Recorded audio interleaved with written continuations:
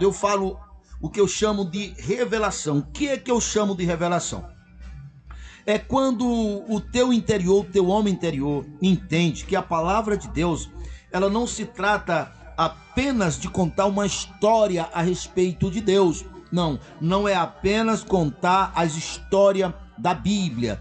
As histórias da Bíblia, elas estão revelando e nos mostrando como os reinos espirituais eles agem, tanto o reino espiritual do bem como também o reino espiritual da bênção, da vida, é proveniente de Deus, para que nós possamos nos posicionar. Então, a partir das histórias da Bíblia, e você tendo essa revelação, você sabe se posicionar hoje.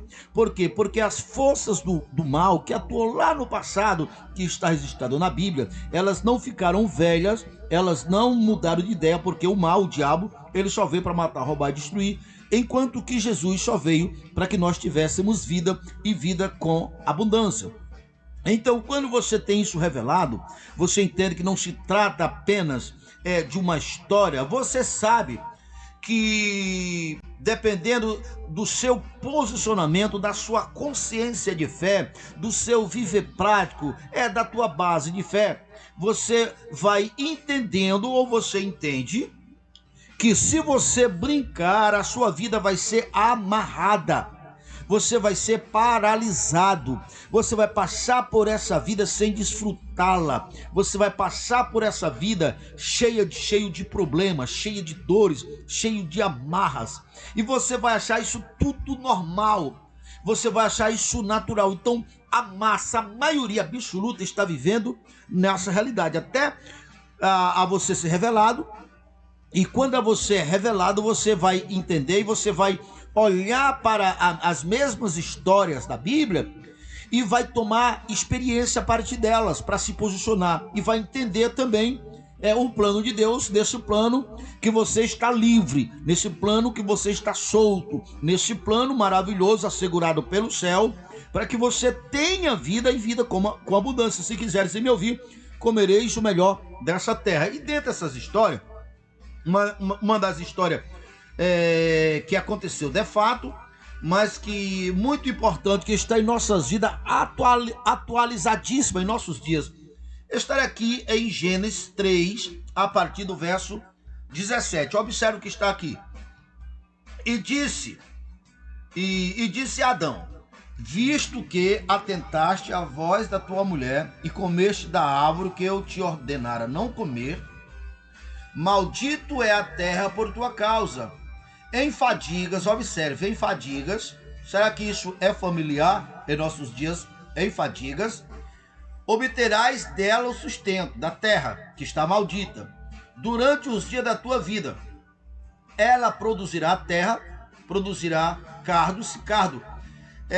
Hoje, tudo que, por exemplo, a terra literal, ela produz veneno, ela produz espinho, tem sua defesa. Tem a cobra que tem o veneno da cobra, mas em no mundo espiritual, tem as angústias, tem as mágoas, tem as tristezas, a solidão, tem as doenças. Então tudo isso é proveniente dessa maldição que recaiu sobre a terra. E entenda, não é Deus que, para se vingar de Adão, amaldiçoou a terra, não. A terra foi maldita por causa da desobediência de Adão.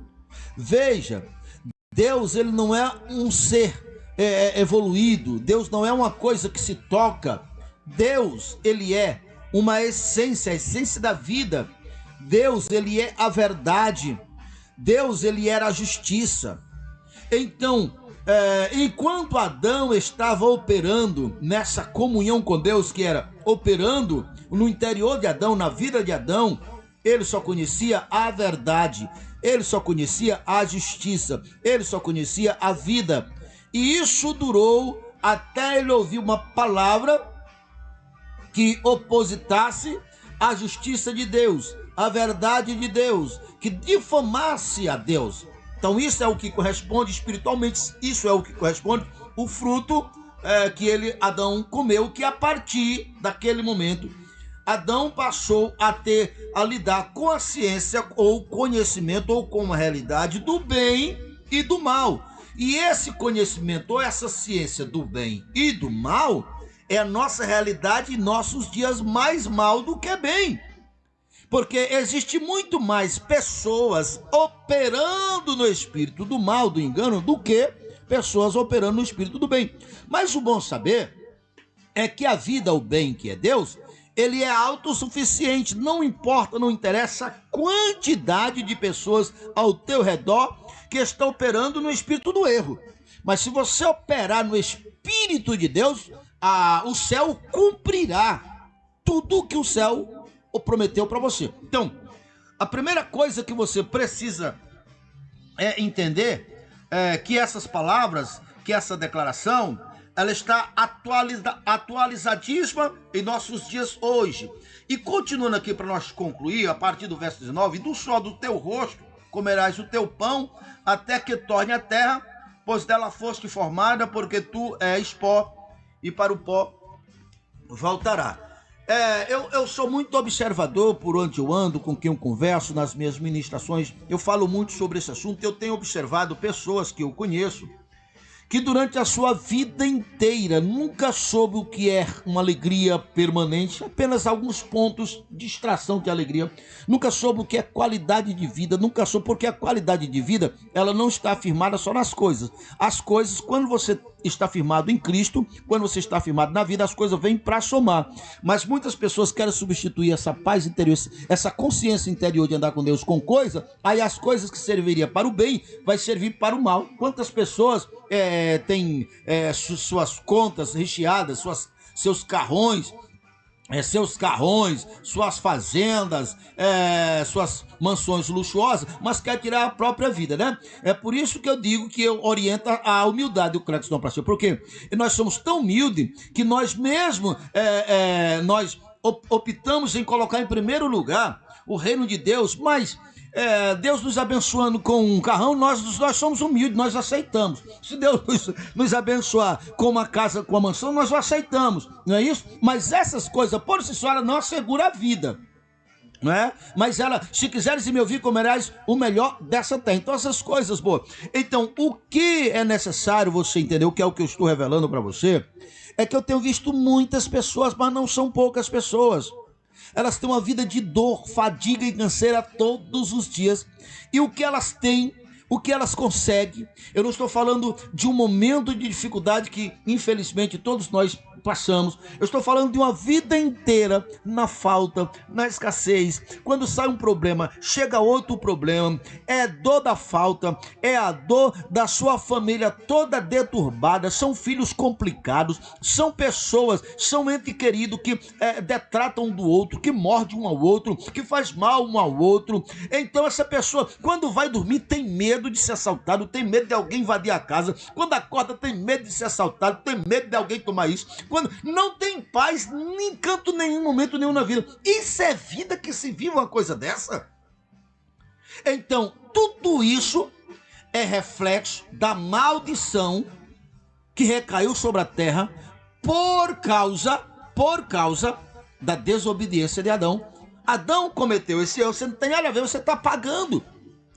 Porque a Bíblia diz, você pode ler ali em Romanos 5, Romanos 6, que por um só homem entrou a morte na terra, o pecado na terra, e esse pecado se estendeu a todos os homens, a ponto de todos os homens serem mortos. Então veja só, quando você entende isso aqui, que você compreende que é assim, então você vai procurar solução, você vai procurar sair, e você encontra aqui na Bíblia também essa solução. Por quê? Porque quando nós chegamos em Cristo, eu vou até procurar aqui Gálatas, você pode procurar aí Gálatas, capítulo 3. Pessoal, e nós começamos hoje, na verdade, desde ontem. Se nós não der tempo hoje, não tem problema. Amanhã você vai estar ligado no mesmo programa, porque isso muda a sua vida. Gálatas, capítulo 3, a partir do verso 13. Veja só. Cristo nos resgatou da maldição da lei, fazendo maldito por nós. Que maldição é essa? Dessa maldição Que lei é essa? Veja só. Poucas pessoas entenderam e conseguem fazer uma conexão entre problemas, doenças, mortalidades, escassez generalizada. Repito, não estou falando apenas de um momento, que isso acontece, infelizmente, com todo mundo, momento de dificuldade, não estou falando daquela coisa que é permanente. A maioria das pessoas não consegue fazer uma ponte ou associar que problema que elas estão vivendo agora são punições das anteriores feitas, muitas vezes não foram feitas, muitas vezes pela própria pessoa. Vamos entender esse ponto aqui. Jesus encontrou um jovem, está lá em João 9. Aquele jovem, ele era cego desde nascença. E quando Jesus curou aquele jovem, devolvendo a ele a vida, o discípulo que conhecia os modos operantes da lei, perguntou: mestre, quem pecou? Foi esse ou foi seus pais para que ele nascesse cego? Jesus disse: olha, nesse momento o importante é desmanchar as obras do diabo. Então mostra ali que naquele caso aquela cegueira era obra do diabo e não era nem aquele jovem que tinha cometido o pecado. Por quê? Porque era uma criança, ou seja, se ele era cego desde nascença, já nasceu com aquilo. Mas o fato é, ele estava pagando uma conta. Que conta? Sabe lá de quem que tinha cometido a conta? O fato é, sabe, todo erro, todo pecado cometido gera uma conta. E a conta não se paga com dinheiro, se paga com a vida. No caso daquele jovem, estava pagando com a morte da sua visão, algo tão precioso. E a maioria das pessoas não tem consciência disso. Do que eu estou falando? Tenha essa revelação.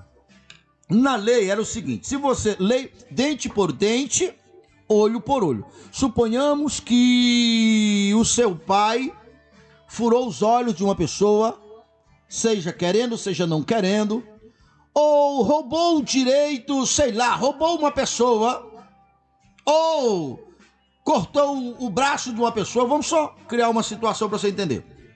Então, cada braço cortado, segundo a lei, tinha que pagar 4 vezes mais. Então, todos os erros, pecados que uma linhagem familiar vai fazendo, vai gerando dívida. De cada uma paga com 4.